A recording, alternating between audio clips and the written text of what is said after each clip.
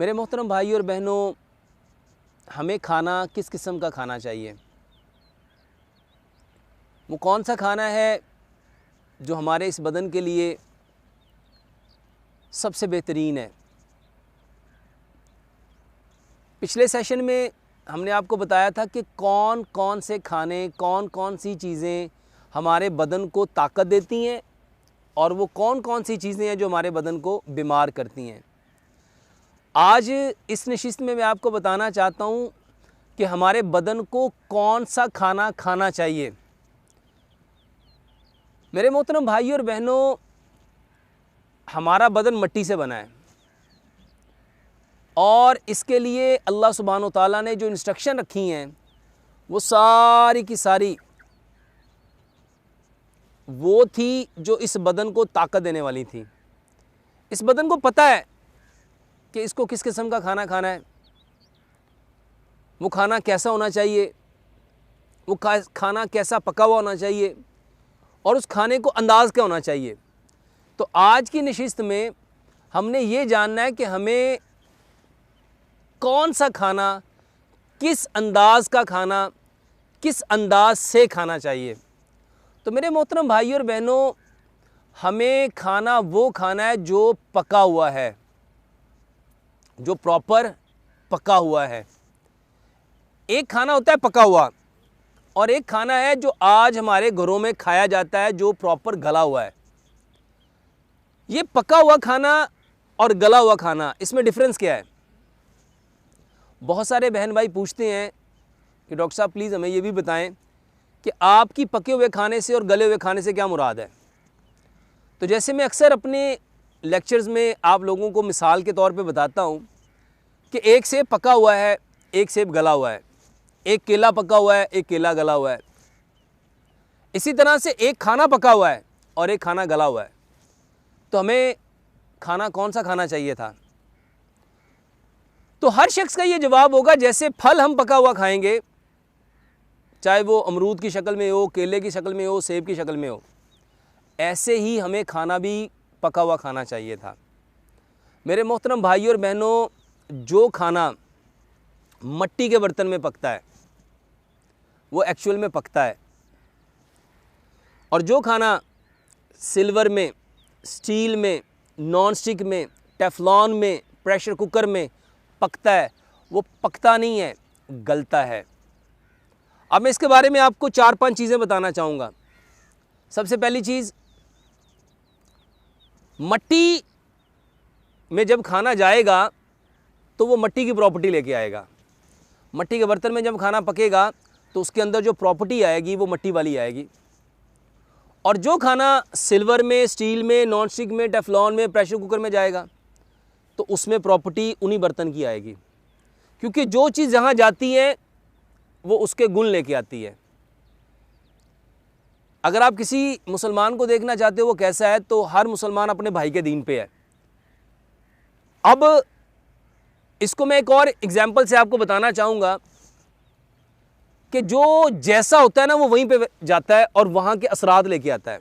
मसलन शराबी कहाँ पे जाएगा? तो वो जाएगा जहाँ शराब से रेलिवेंट चीज़ें हैं। ज़ानी वहाँ जाएगा जहाँ जना से रेलिवेंट चीज़ें हैं। जवारी वहाँ जाएगा जहाँ जुए से रेलिवेंट चीज़ें हैं। मेरे मोहतरम भाइयों, जो चीज़ जहाँ जाती है उसके गुण लेके आती है। आम मुहावरे में हमने अक्सर सुना था कि सोहबत का असर होता है। जो इंसान जहाँ जाता है वहाँ की जो सोहबत है वो उसके मिजाज पे, मूड पे, तबीयत पे, ज़िंदगी पे असरअंदाज होती है। बिल्कुल इसी तरह मेरे मोहतरम भाइयों, हकीम लुकमान फरमाया करते थे, जैसा अन्न वैसा मन। क्योंकि जो अन्न है, जो आपका खाना पीना है, वो आपके मन को डेवलप करता है। और जैसा मन वैसा तन। और ये जो मेरा तन है ये वैसा ही बनेगा जैसा मेरा मन बनेगा। अब हर शख्स अपने तन को दुरुस्त रखना चाहता है और ये लफ्ज़ एक्चुअल में तन दुरुस्त है, जिसको आज हम कहते हैं तंदुरुस्त। लफ्ज़ है तन दुरुस्त। हमने अपने इस तन को दुरुस्त करना था और ये होना था मन के अकॉर्डिंग। और मेरे मोहतरम भाइयों, मन ने आपके ठीक होना था आपके अन्न के अकॉर्डिंग। तो सबसे पहले आप अपने खाने को देखो। 50 साल पीछे जाओ, जब घर मट्टी के, चूल्हे मट्टी के, मकान मट्टी के, गलियां मट्टी की, बर्तन मट्टी के, मर्तबान मट्टी के, प्लेटें मट्टी की, घड़े मट्टी के, तंदूर मट्टी के, जब हर चीज़ मट्टी की थी, तब हम बीमार क्यों नहीं थे? उस वक्त भी बीमारियां थी, लेकिन बीमारियों की नोयत ये नहीं थी। सिर्फ 50 साल पीछे जाओ और आप जहां रहते हो उसके सराउंडिंग में 50 किलोमीटर के एरिया में आप 50 साल पहले देखो हॉस्पिटल कितने थे, डॉक्टर कितने थे, मेडिकल स्टोर कितने थे, पैरामेडिकल स्टाफ कितना था, ये पैथोलॉजी लैब्स कितनी थी, ये कलेक्शन लैब सेंटर कितने थे, ये कलेक्शन बूथ कितने थे।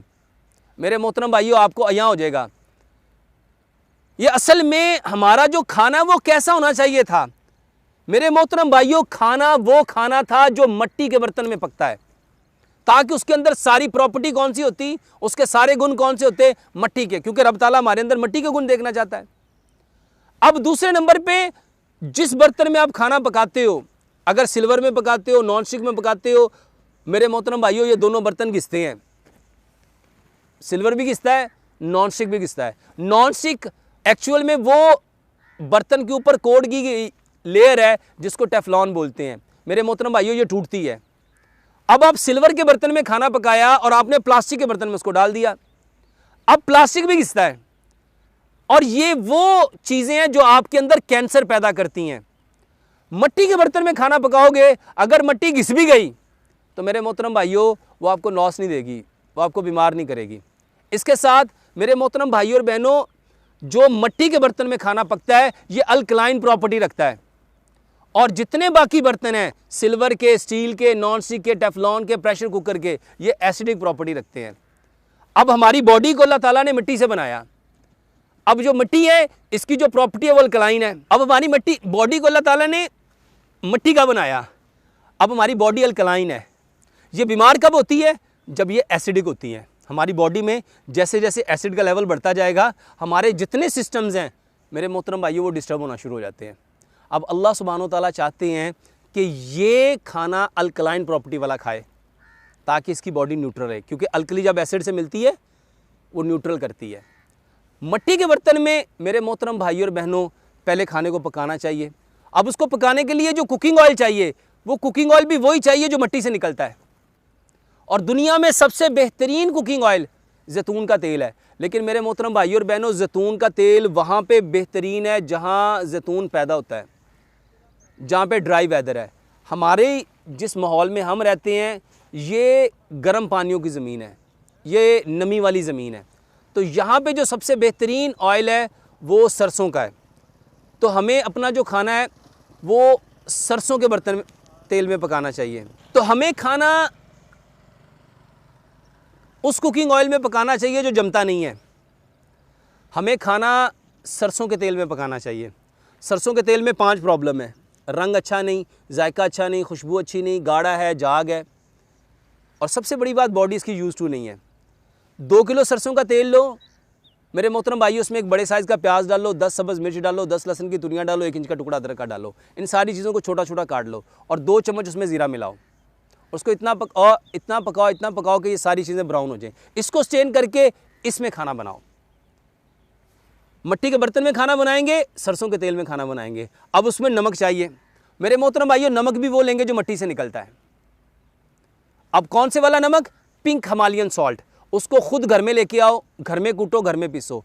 मेरे मोहतरम भाइयों, आज ये जितनी पत्रियां बन रही हैं मेरे मोहतरम भाइयों, नमक जब पिसता है ना, तो जो नमक होता है वो तो पिस गया, लेकिन नमक के साथ कुछ ऐसा पत्थर भी पिस जाता है जो नमक नहीं होता।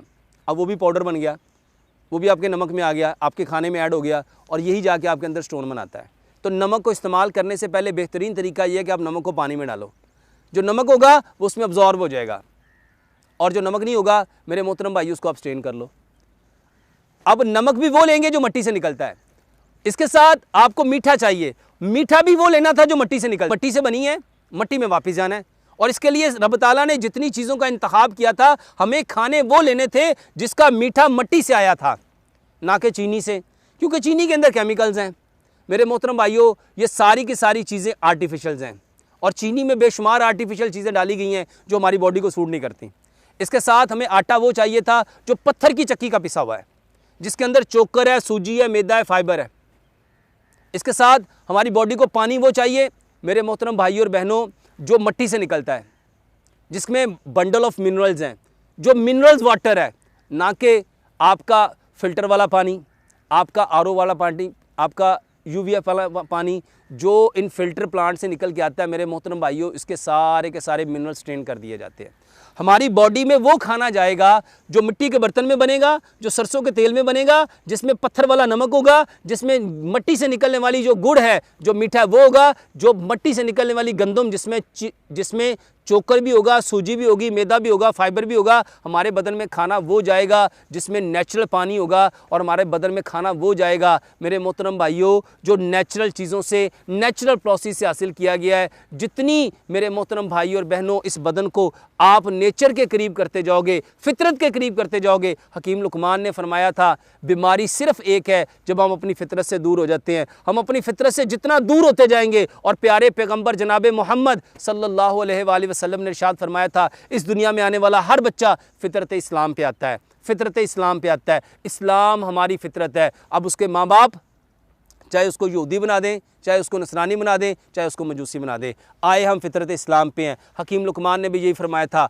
इंसान बीमार उस वक्त होता है जब अपनी फितरत से दूर हो जाता है। फितरत से दूर होना मेरे मोहतरम भाइयों, 50 साल पीछे जाओ, घर मट्टी के थे, चूल्हे मट्टी के थे, हर चीज़ मट्टी की थी। इसी नेचर के अकॉर्डिंग उस वक्त खाने बनते थे, लोग सेहतमंद थे, तरोताज़ा थे, हशाश बशाश थे, उनके अन्न अच्छे थे, इस वजह से उनके मन भी अच्छे थे, और मन की वजह से उनके तन भी अच्छे थे। आज हमारा अन्न अच्छा नहीं है, अन्न अच्छा नहीं है, जिसकी वजह से आज हमारे मन अच्छे नहीं हैं, और उस मन के अच्छे ना होने की वजह से आज हमारे तन अच्छे नहीं हैं। अल्लाह से दुआ करते हैं, अल्लाह सुब्हानो ताला हमें 100% इस्लाम के मुताबिक, दीन के मुताबिक, फितरत के मुताबिक, और प्यारे पैगंबर जनाब मोहम्मद सल्लल्लाहु अलैहि वसल्लम के तरीके के मुताबिक वो खाने की तौफीक अता फरमाए जो 100% हमारी सेहत के लिहाज से, हमारे दीन के लिहाज से, और हमारी शरीयत के लिहाज से बेहतरीन है। अल्लाह सुब्हानो ताला हमें उन चीज़ों को इस्तेमाल करने की तौफीक अता फरमाए, और हर उस चीज़ से हमें अल्लाह महफूज फरमाए जो हमारी सेहत के लिए और हमारे ईमान के लिए, हमारी आखिरत के लिए बेहतर नहीं है।